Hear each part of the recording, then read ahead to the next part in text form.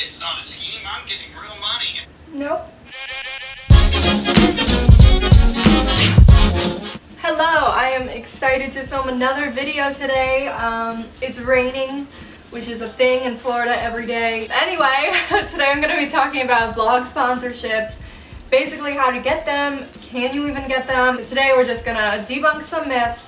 We're going to talk about what's real, what isn't, how much you should be charging, how to even find brands, what you're even doing with your life. But yeah, let's get started.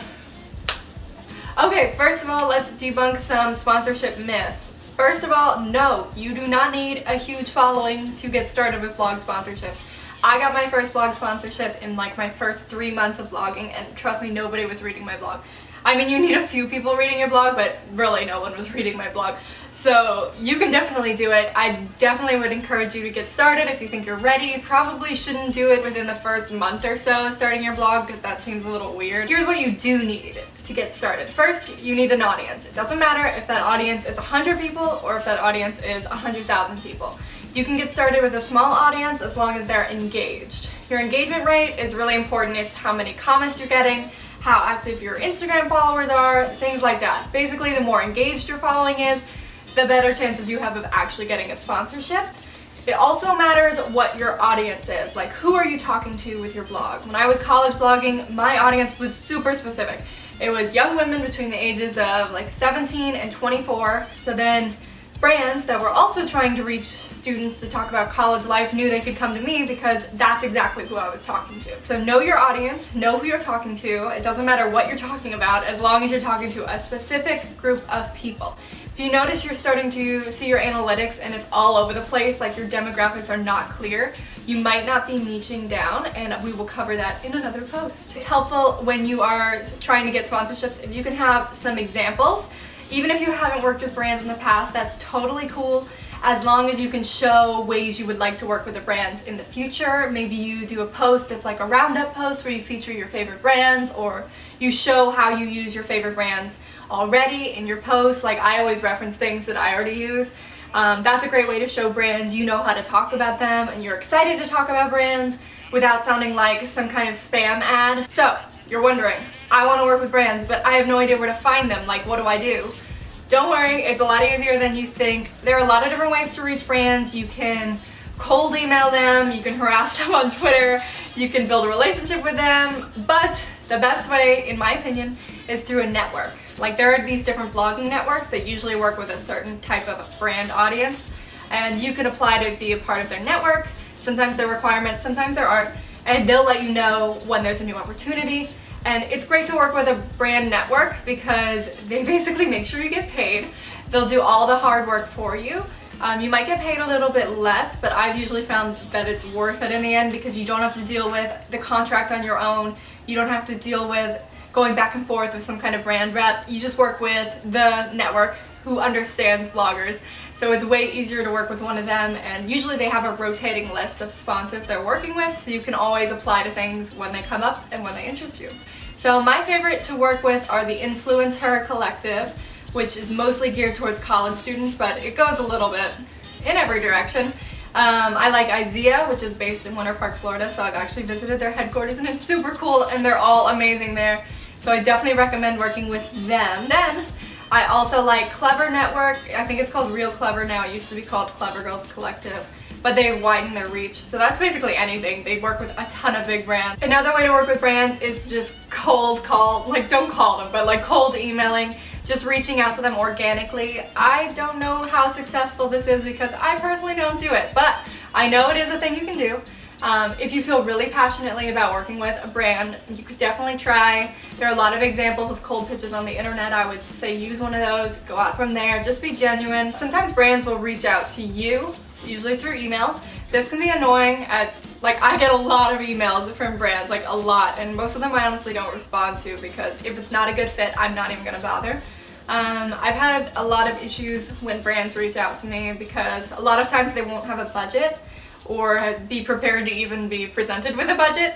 And in those cases, you need to be a little bit careful about how you deal with them. Always do your research, like don't do anything you don't want to do. I just had a situation where I agreed to work with a brand and it did not work out. Like the product they sent me ended up being nothing like what they had made it seem, and it ended up being really sketchy, and I'm still dealing with that. But if you are interested, definitely ask questions, see what their product ideas are, what kind of promotion they have in mind, and then finally ask about their budget, because sometimes they don't have a budget.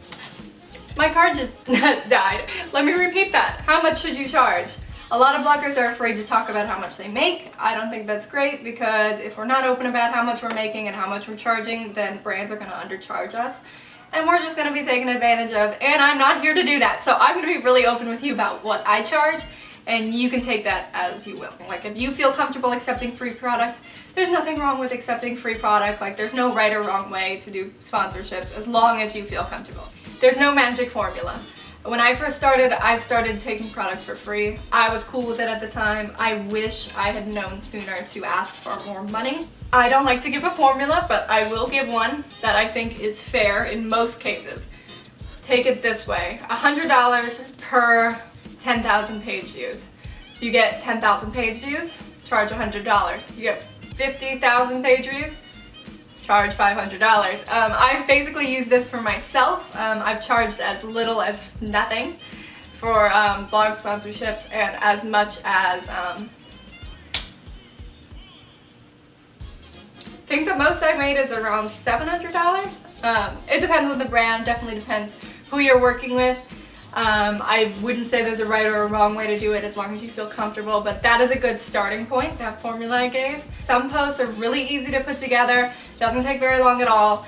Other times you might spend hours on it, and you might have to do production photos, you might have to do a lot of editing, you might have to really work to set up something. Like this needs to be taken into account. Also, how big is the scope of the project? Do they want 3 Instagram posts? Do they want you to share it on Snapchat? Do they want you to take some really great photos? Like all of these things need to be included in the price, and that might change your rate.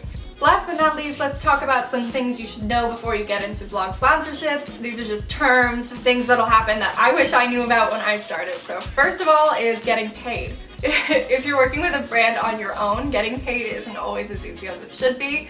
That's why you need to be really clear about the terms up front. I have made the mistake of working with brands without a formal contract before, and I will not do that again. Like your contract can be as simple as a document where you say, I will get paid on this basis when I deliver X, Y, and Z. Like something like that makes it clear for both you and the brand what your expectations are before you get started.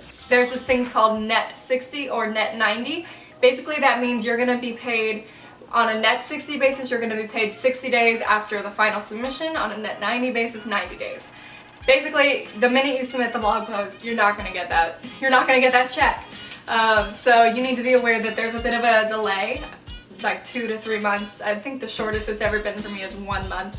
That's pretty normal, especially when they're working with networks, because the network has to get paid before you can get paid.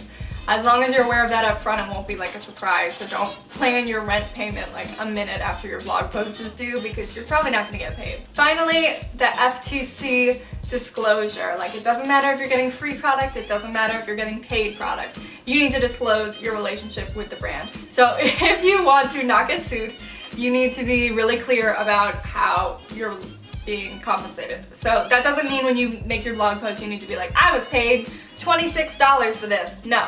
But you should be clear, usually a disclosure at the top that's like, this post is a partnership with X brand and all opinions are my own. Fine. The same goes for social media. You need the ad, hashtag, or hashtag sponsor. If a brand ever tells you to work without that disclosure, which has happened to me, run away. Don't do that. It's not worth it.